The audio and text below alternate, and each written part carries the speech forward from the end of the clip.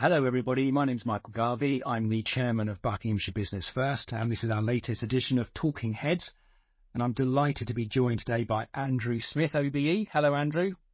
Hey, Michael. Good to see you. And you too. So Andrew and I know each other very well, probably over the last 15 years working in the field of economic development. We were both founders of Buckinghamshire Business First. We paralleled through the local enterprise partnership where Andrew was the chairman, I was the vice chairman, and now we both sit on the growth board. But we'll come to economic development matters later on. So as I say, Andrew, delighted for you to join me for this chat today. So you have a very illustrious CV. It's probably one of the longest CVs I can remember reading out. But Andrew is a member of BAFTA. He's on the British Film Commission Advisory Board, the British Screen Forum, the Department of International Trade Creative Industries Trade Advisory Group, that's a long one, and the governor of the British Film Institute. And in June 2021, Andrew was made a Deputy Lieutenant of Buckinghamshire, and in January 2022 was awarded an OBE in the Queen's 2022 New Year's Honours for services to business and the British film industry. So that is an illustrious CV, and I know through first-hand the amount of time and effort that you've given both to Buckinghamshire in terms of economic development, but also the British film industry. And I guess you must be incredibly proud of both. Yeah, I mean, actually, I am very proud, and it's amazing to have had these wonderful opportunities. But there is a theme running through this, and that is economic development, whether that's bringing inward investment films to the UK and to Pinewood from the US, through to actual economic development in Buckinghamshire. And indeed, Bucks itself, I think, it's either the most filmed or second most filmed county in the UK. So there is a common theme about these things. It's not all about red carpet. It's quite the opposite. No, and actually, I think that's a really important point. But you've got to be in the right places, haven't you, to have these conversations to make a difference. I think that's been my experience, that if you really want to try to make a difference for the good of a place, you need to be speaking with the right people who can help you to make that difference, can't you? Yeah, I mean, I've been very fortunate. One of the chairmen that I had was Michael Grade, and he's done all the big jobs in film and broadcasting, chair of the BBC, ITV, chief executive of Channel 4, and indeed chairman of Pinewood. And Michael always instilled upon me the importance of, don't sit behind a desk. You've got to be out there meeting people. And we had a slight hiccup with COVID, but I'm a firm still believer that if you're going to make these connections or get new business in, you've got to be out there, not sitting behind a screen or behind a desk. No, absolutely. So I failed to mention that you're the corporate affairs director at Pinewood. So that's the one that pays the mortgage. Yeah, exactly. And of course, it's really worth noting that all of your other roles are unpaid. Yes. And I think that is, to really reinforce that for people. People like you who give enormous amounts of time and effort for place and for other people's and other groups. You're doing this free of charge. So let's explore Andrew Smith, the man, and understand where that sort of drive and passion has come from. So where did this all start for you? Well, I left school at 16. It was a pretty difficult economic time then, and I remember reading in newspapers that you had university professors becoming dustmen just to try and get a job. You had, the country was in a pretty awful state, and I just suddenly changed my plans over one summer, waiting for results to come in, and decided to, spoke to my mum and dad and said, look, I think I better get a job. And I think my mum bought me a suit. And I ended up walking around literally Whitehall, knocking on a number of departmental doors. You couldn't do it now, but into the Ministry of Agriculture, as it was then, now DEFRA, to the Department of Education and Science, and the Ministry of Defence. And, pleased that they offered me a junior what was in those days classed as a clerical assistant role, and took that on. I happened to go to the Ministry of Agriculture, Fisheries and Food in the Egg and Poultry Products Division, and that's really why my interest in politics and the civil service came about then. And then from there, moved on to into sort of PR and political consultancy. I stood for Parliament twice, but there's always been a thread through all of this, is my passion and love of film. So when Pinewood Studios happened to become a client of one of my consultancies, it was a dream come true. And then, of course, Michael Graydon, the chief executive, then Ivan Dunleavy said, well, why don't you come join the board? So I was fortunate to be working in a job for a company, which are my two great passions. Wow, that's amazing, isn't it? But a lot of hard work to get there. So when did you join Pinewood? It's about 18 years ago now, actually. I worked for it beforehand as an advisor, but full time, yes, pushing about 18 years ago. And in fact, it's Pinewood's 88th birthday today. Oh, well, happy birthday, Pinewood. Yeah. So tell us a bit more about Pinewood, though, because it's an amazing institution. So it's steeped in history. A lot of amazing films back in the day have come through those studios. But the studios have been transformed, haven't they, in the last, will you tell me, the last 10 years maybe, the last 15 years, as we've had this explosion of media, of streaming services, of the different platforms where people can interact with film and television. And I think Pinewood, despite all of this history, has been at the vanguard of modernity. Yeah, so Pinewood is very much the cornerstone of and still remains, of the British film industry. It's been going now for 88 years. It was the brainchild of J. Arthur Rank, and he came up with the idea of actually having a film studio, something to match Hollywood. And at the time, it was, I think, the very first purpose-built studio with 4 sound stages and dressing rooms and so on. And we've seen the British film industry rise and fall over the many, many years. But I'm pleased to say that it's in a position now, in a very good position, both Pinewood and our sister studio, Shepperton, but also the UK film industry. In a position now that between Pinewood and Shepperton, we've got 65 stages, and 61 of those are on long-term lease agreements to Amazon MGM Studios, Netflix, and in case of Pinewood, to Disney and what we call the Disney houses, Marvel, Lucasfilm, Fox, Disney Pictures. And not only do we have Pinewood and Shepperton are their homes, we're fortunate just up the road in Hertfordshire that Universal and Warner Brothers also have permanent homes there. So this west of London cluster from Hertfordshire, Buckinghamshire round to Surrey is very much the centre of large budget film. And that's why the US studios want to come to the UK, and particularly in the case of Pinewood, want to come to Pinewood to make them. And so how do the facilities that we have compare with, say, Hollywood? Well, as Ridley Scott says it's comparable to anything you're going to get in Hollywood. What you have found over the years is that Hollywood is much more about television, episode of television. Okay.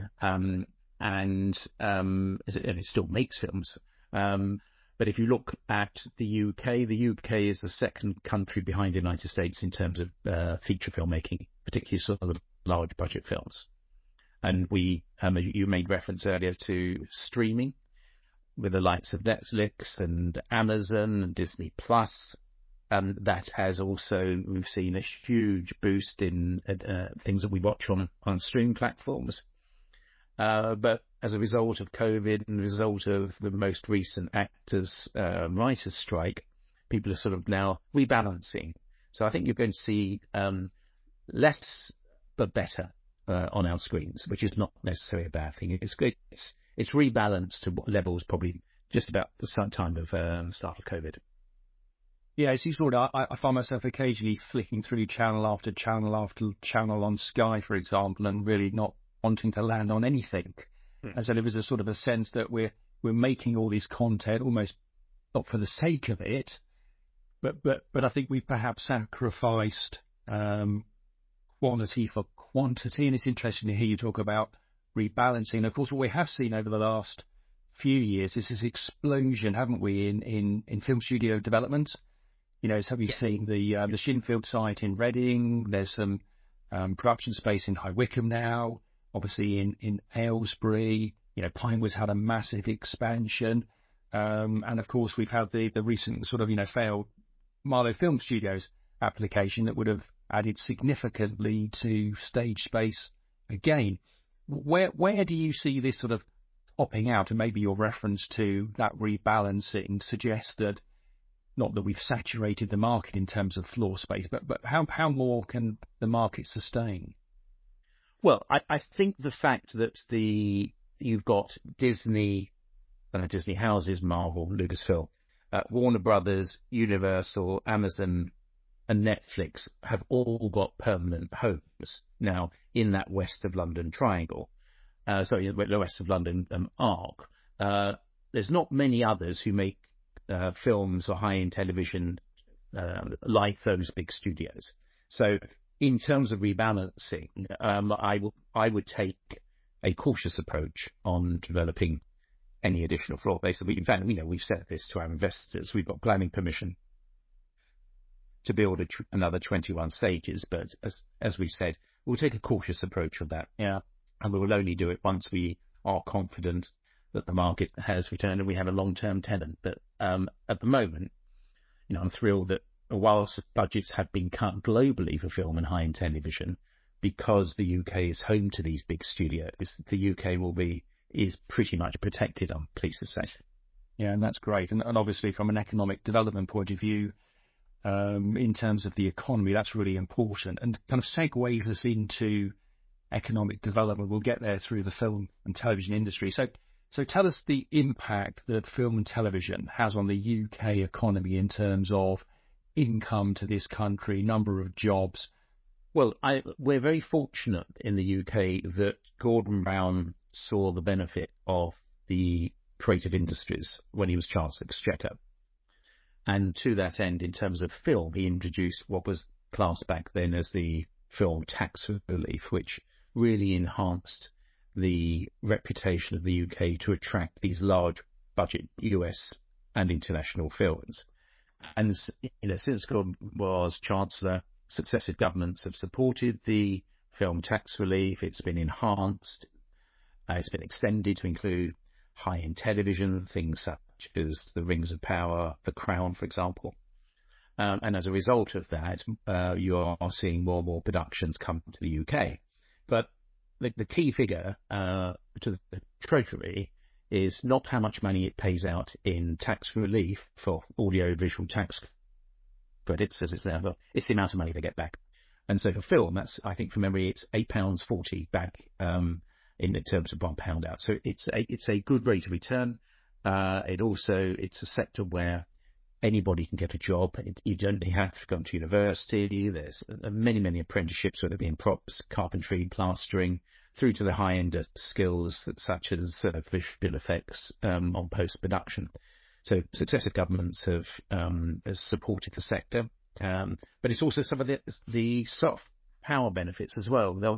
In terms of the UK's reputation overseas in telling stories, which is very difficult to put a figure on, but something which the Foreign Office is very keen to push out, that soft power message. Yeah, absolutely. And we know that Pinewood is a real powerhouse, a cornerstone of the Bucks economy.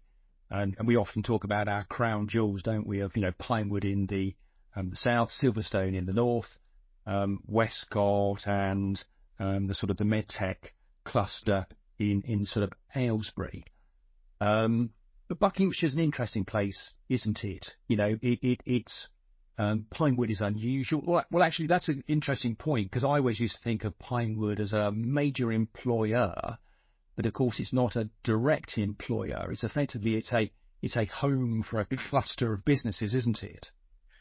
Yes. So the Pinewood itself, across Pinewood in the UK, we employ about 300 people. but it's all the direct, indirect and implied benefits you get by having the studio when productions come in. Then it's the use of taxi service, it's hotels, it's all the other benefits in the local economy which helps. So it's as Pinewood itself, yes, but it's about who's attracting. Hence why, Disney, when they're taking all those stages of Pinewood, what they are supporting the local economy is huge. Yeah, absolutely. So we talked about Pinewood as a cornerstone in the Bucks economy. So you and I have been working together for 15 years through various organisations trying to drive economic development, because what we have in Bucks is mostly a small business economy, and most of the BBF members listening to this, I'm sure, will be from smaller businesses. I'm always amazed with the statistic that 91% of businesses in Bucks employ fewer than 10 people. And so those small businesses are a real powerhouse. And so it would be interesting to hear from you about some of the work that you've done over the years through the Local Enterprise Partnership and now through the Growth Board, because I know the great work that you do and the great work that those organisations do. But tell us a bit more about the Growth Board, for example, which is a fairly new phenomenon. The Local Enterprise Partnership, of which you was chair, has now been absorbed into the council. Because it was no longer being supported by the national government. So what are your ambitions for the Growth Board going forwards? What did you say, Michael? Jeremy Hunt, when he was Chancellor, announced that funding was going to be stopping for the 37 English local enterprise partnerships. And there was no real model on what's the successor to that. Certainly combined authorities tended to have an economic development function.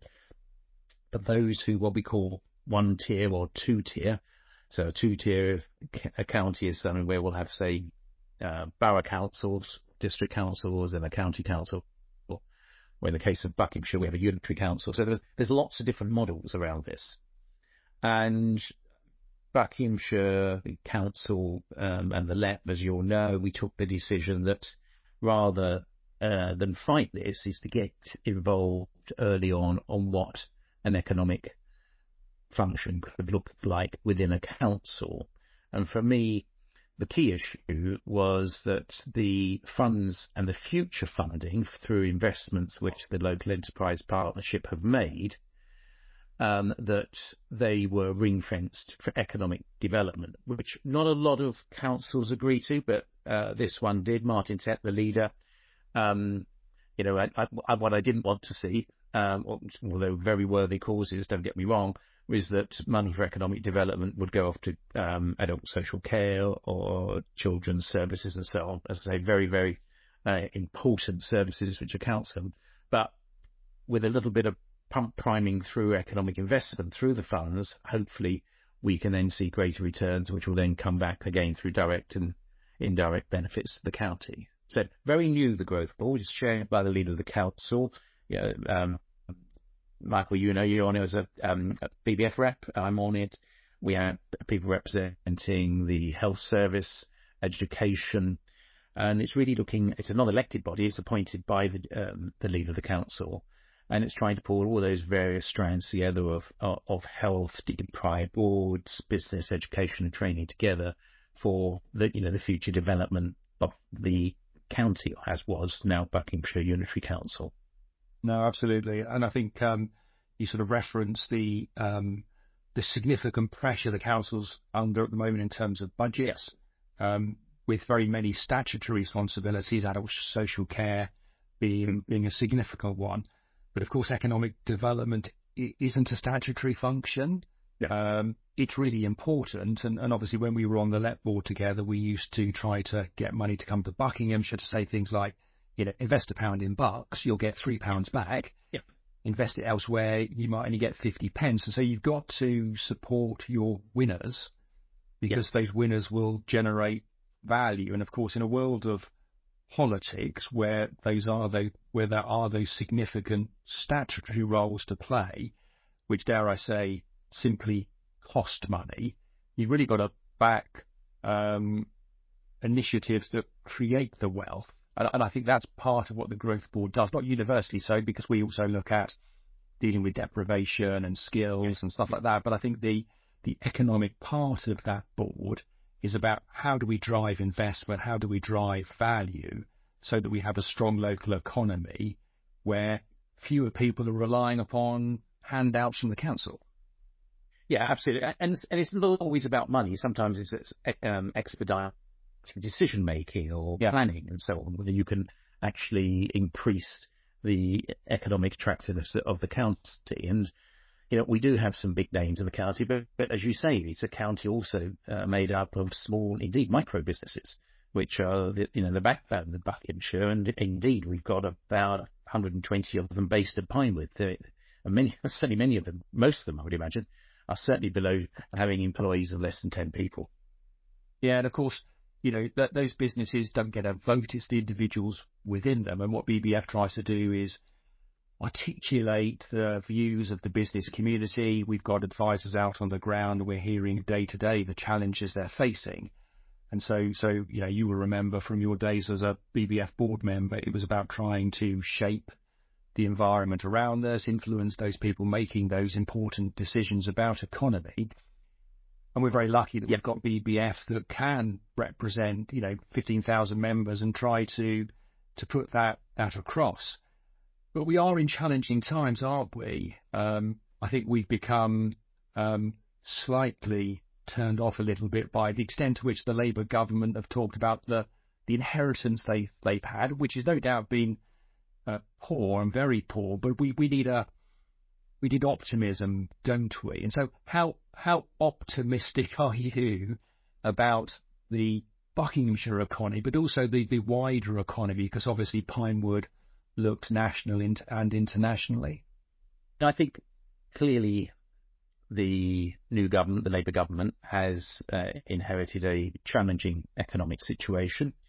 And, the new business secretary is talking about turbo boosting the economy. We've got the Prime Minister's Global Investment Fund conference coming up in a few weeks' time. And I think that Buckinghamshire does have a good story to tell. And, I was thrilled that BBF hosted a couple of weeks ago the briefing of the members of Parliament, 3 of which were new members of Parliament, 3 Labour new members of Parliament, so that they could hear from businesses across Buckinghamshire and indeed based in their own constituencies some of the issues which business is facing, because it is business which is going to get the UK economy going. It's not going to be state intervention. It's going to be business decisions with a bit of support here and there. Yeah, and of course, I suppose what we want is, what we've always asked for is a bit more sort of autonomy, haven't we? A bit more sort of local decision making. Yeah, and I think you've seen the government. I was at the Labour Party conference last week. Talking to some of the combined mayors, Angela Rayner. Clearly that is on the government's ambition of elected mayoral authorities. The ones that we have at the moment work well. They're very varied, but they work well. I'm not sure they're completely obvious in every area. But one thing about Buckinghamshire, it has a can-do approach, and we will make something work if it's to the benefit to business and its residents. No, indeed, and I think my reading of emerging government policy around sort of places, they're looking for locations like Bucks to maybe think about its neighbours, how you can coalesce around a bigger geography.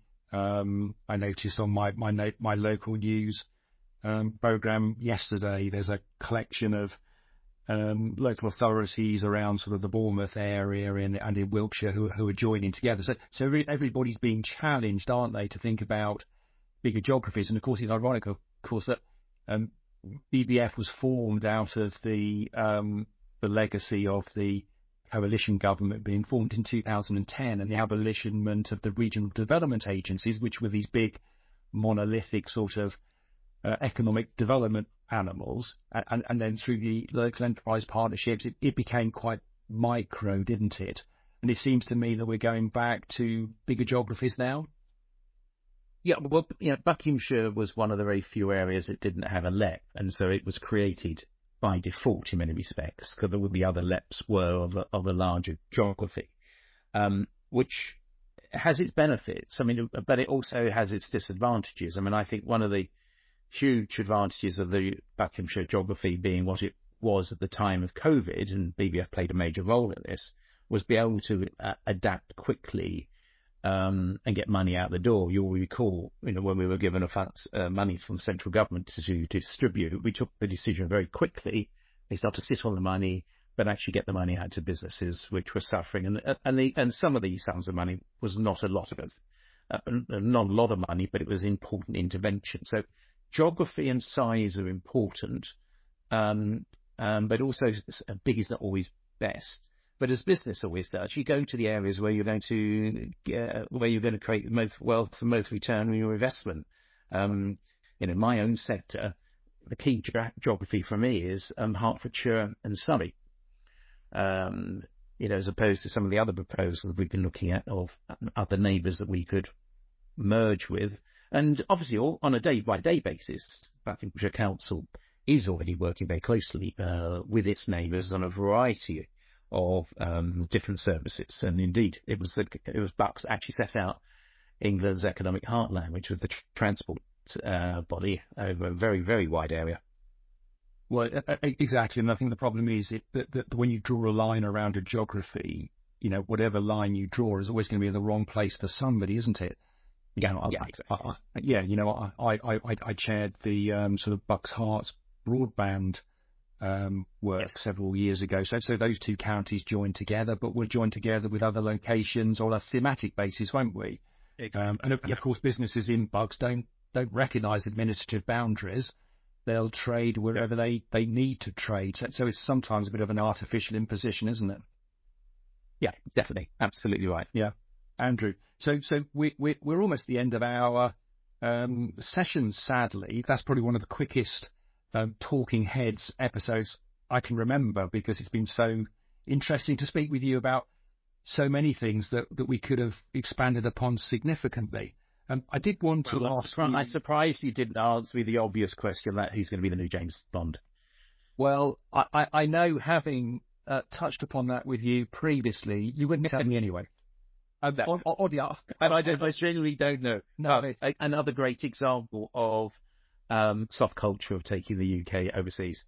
Yeah, it's interesting. I was dipping in and out of the Spectre film last night, and they just are amazing films, aren't they? If you like that genre, of course, but they really are spectacular, and it's become an absolute institution, hasn't it? Yeah, absolutely right. And I think again, we've done 23 of the 25 Bond films, but the producers who own the franchise, Barbara Broccoli and her brother Michael G. Wilson, they are always putting something back into the industry. They've just set up the London Screen Academy to help young people to get into all aspects of film. So that's a great example of giving something back where they're passionate about a sector. Yeah, and talking about giving something back, I know you've got your Pinewood Futures Festival, haven't you, next year? Yes. Which is another way that you're trying to attract talent and give back to the community. Yes, so it's on the 28th of February, 1st of March. I think the tickets, Bucks calls always get first dibs for obvious reasons, including those in the deprived wards. And it's about 4,000 people over 2 days. And the likes of Disney and Lucasfilm and Marvel and Amazon all going to be there. I think there's about 80 different exhibitors on all the different kinds of jobs behind the camera. So, and I'm sure that'll be another amazing event. So my very last question for you: you've been a very strong advocate of BBF for a very long time. So what does being an ambassador member mean for Pinewood? Well, I think it's companies like Pinewood have a responsibility, and certainly my board and my chairman believe that it's not just about big companies, it's about smaller companies. And again, BBF represents large and small. It's not just about small businesses. And so I think all of us who have, through the nature of who they are, through their names, their day-to-day, should use their ability to support BBF. And it's a great organisation. And, Pinewood, like you, Michael, was one of the founder members of it, and thrilled to continue to support it, and will do, long as I have breath. Brilliant. Andrew, thank you so much. I've really enjoyed speaking with you. Good to talk to you. Andrew, thank you very much. This was the latest edition of Talking Heads, and thank you for listening. Goodbye.